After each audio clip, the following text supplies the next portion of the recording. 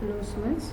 So this is the class 2 of BCom first year first semester और सेवा भी सेवा पार्ट चल रहा है। अभी तक मैंने पार्ट 1 सेवा का है, ये पार्ट 2 सेवा का है।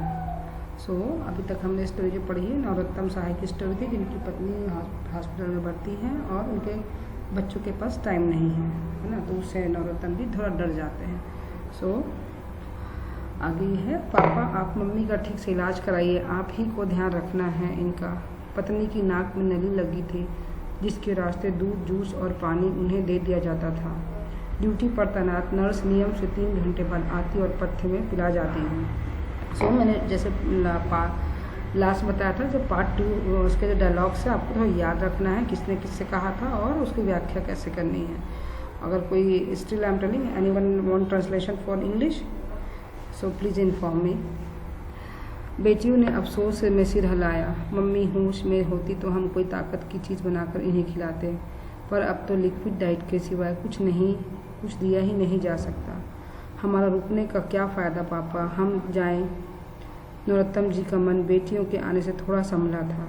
उनके जाने की सुनकर फिर चिंतित हो गए और कहा, मैंने अखबारों में पढ़ा कि कोमा वाले मरीज कई बार साल भर होश में नहीं आते। अगर ऐसा हो गया तो। बेटियों ने कहा, पापा आप तो अभी से घबरा गए। जरा सोचिए, हमारी माँ ने 40 साल आपकी सेवा की है, तब वह जब आप स्वस्थ और समर्थ थे। आज वे बीमार पड़ी है तो आपका फर्ज है आप उनकी सेवा करें। अपनी हिष्ट पुष्ट बेटियों को देखकर नरोत्तम जी का मन में आया, कहे सेवा तो इन्होंने तुम्हारी भी कम नहीं की बेटियों। चूहे जैसी पैदा हुई थी तुम दोनों, पर ये लड़कियों का दिल दुखाना नहीं चाहते थे। वे जानते थे कि उनके ऊपर गृहस्थी और नौकरी के दोहरे झंझट है। तो ये डायलॉग बहुत इंपॉर्टेंट है, कई बार ये आया है। तो जब जैसे डायलॉग आता है तो चैप्टर का नाम लिखना है, लेखिका का नाम लिखना है, उसके 1 मार्क्स हैं और 4 मार्क्स एक्सप्लेनेशन के हैं कि ये डायलॉग किसने कहा था, क्या कहा था, क्यों कहा था, और स्टोरी थोड़ा सा स्टोरी को शॉर्ट में एक्सप्लेन करना है, बस मिनिमम 7-8 लाइन का।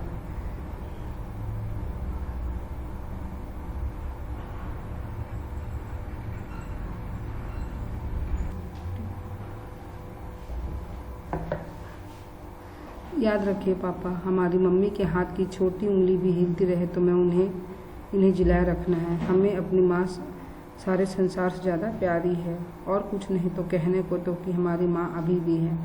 बड़ी बेटी ने अपनी कीमती काली साड़ी की पटली ठीक करते कहा। पुराने दिनों के साथियों की खबर लगी तो उनमें से कई आकर मिसेस सहाय को देख गए। सहृदय लोग थे।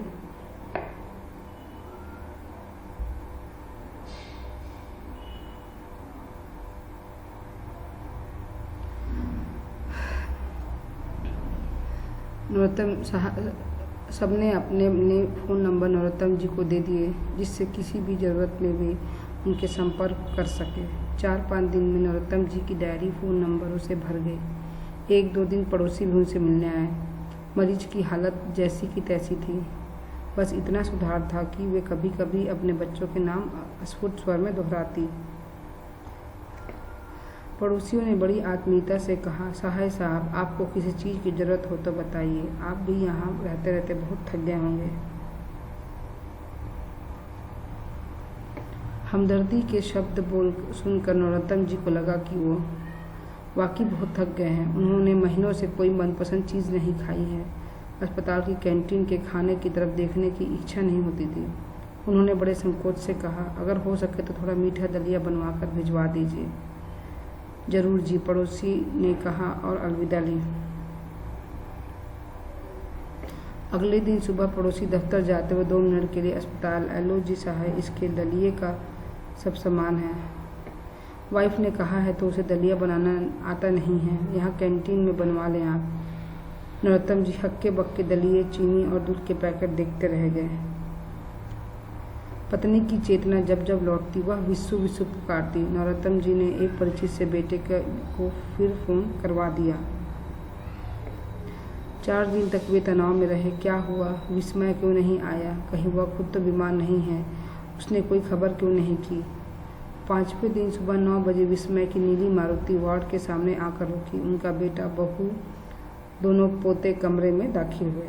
पीछे पीछे फलों के थैले लिए ड्राइवर, इन सब के बाद नन्हा पालतू कुत्ता नोटी। तो ये वन वर्ड क्वेश्चन आंसर में है कि नरोत्तम जी के कितने पोते थे? 2 पोते थे और उनके पालतू कुत्ते का नाम क्या था? नोटी।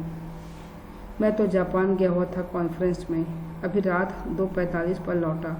तब डॉली ने बताया मम्मी अस्पताल में है। डॉली तो यहाँ आ सकती थी, नरोत्तम जी ने बहू की तरफ देखते हुए कहा। डॉली ने उनके मन की बात सुन ली और कहा, पापा कार गैरेज गई हुई थी, मैं इतनी परेशान हुई कि पूछिए मत। कहने को दिल्ली इतनी पास। शायद डॉली ने उनके मन की बात सुन ली।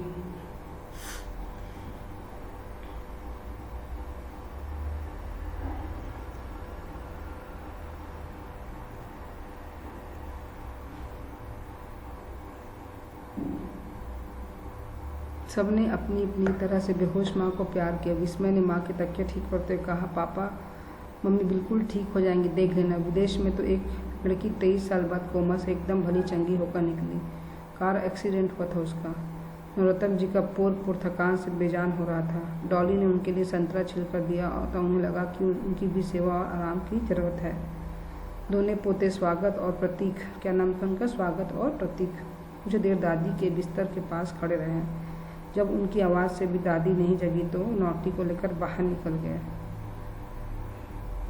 नरोत्तम जी खिड़की से बाहर बच्चों को नोटी के साथ खेलते देखते रहे। फिर वे बताने लगे कैसे माँ का स्वास्थ्य पिछले कई महीनों से लस्टम पस्टम तो चल ही रहा था। आधी रात में पेशाब करने उठी तो बाथरूम में फिसल पड़ी। पापा जब मम्मी इतनी कमज़ोर ही थी तो उनके बिस्तर के पास कमोड क्यों नहीं रखवा दिया आपने? डॉली ने कहा, इसे गंदा लगता है, क्या करूं, पुरानी आदतें हैं, बदली नहीं जाती। आप भी तो जिद्दी टाइप हैं, आदत से ज़्यादा इम्पोर्टेंट ज़रूरत होती है पापा, विस्मय ने कहा। नरोत्तम जी को अपनी गलती महसूस हुई।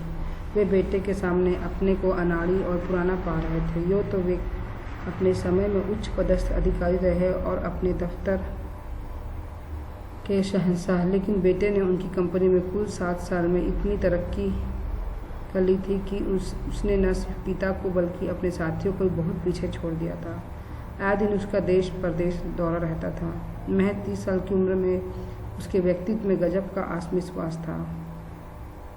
बेटे को देख देखकर नरोत्तम जी की व्याग्रता शब्द ढूंढ रही थी। कभी वे डॉक्टरों के पर्चे दिखाने लगते तो कभी दवाओं की शीशियाँ।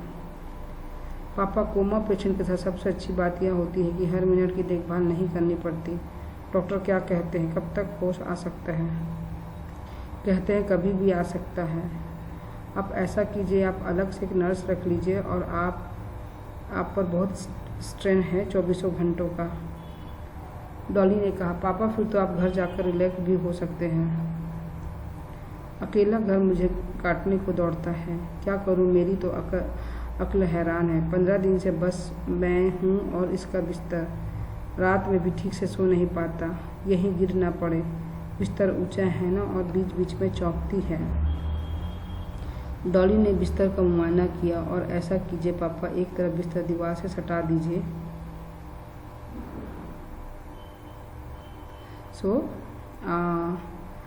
अभी तक हमने इसका ये पार्ट 2 है और तो अभी तक यही स्टोरी है कि नरोत्तम सा है कि जो अकेलापन है उसको कोई भी महसूस नहीं कर रहे हैं। मतलब जो बच्चे हैं, माँ बाप ने जो उनको पाल पोस कर बड़ा किया और आज बच्चे इतने बिजी हैं कि उनके पास आने को टाइम नहीं है। नरोत्तम साहब की 2 बेटियां हैं और 1 बेटा है और उसके 2 बेटे हैं, लेकिन फुर्सत उनकी बहू किसी को नहीं है। तो आज की जो भाग दौड़ की ज़िंदगी है मेनली उसी के बारे में इस चैप्टर को बताया है ममता कालिया जी ने। अभी तक another 1 part will be there. I will teach in next chapter next week. अब तक आप लोग उसको पढ़ लीजिए और इसके जितने डायलॉग्स हैं उसको ही आप लोग इसी सेम स्टोरी को शॉर्ट में एक्सप्लेन करना है ससंदर्भ व्याख्या में। और जो इसके 1 वर्ड आंसर हैं, I have 1 book, I will show you not how it will come. So basically their name like that only question answer they are asking. जितने भी यहाँ पर डायलॉग्स हैं, ये सब डायलॉग्स वो आता है एग्ज़ाम में। तो आप क्योंकि इसमें 9 चैप्टर है तो डोंट बी कंफ्यूज, सभी स्टोरी क्या है एक दूसरे से अलग अलग है, टोटली डिफरेंट है, तो आप लोग को ईजी होगा। जैसे नरोत्तम जी की जो हॉस्पिटल से रिलेटेड चीज़ें हैं तो उसको जस्ट आपको एक्सप्लेन करना है, 6 मार्क्स का व्याख्या आता है। So it's not that much tough, no question answer, only 1 word question answer. So I think you should not have confusion. तो एक बार आप लोग सारा डायलॉग एक बार देख लेना, और कुछ डाउट है then you can ask, no problem.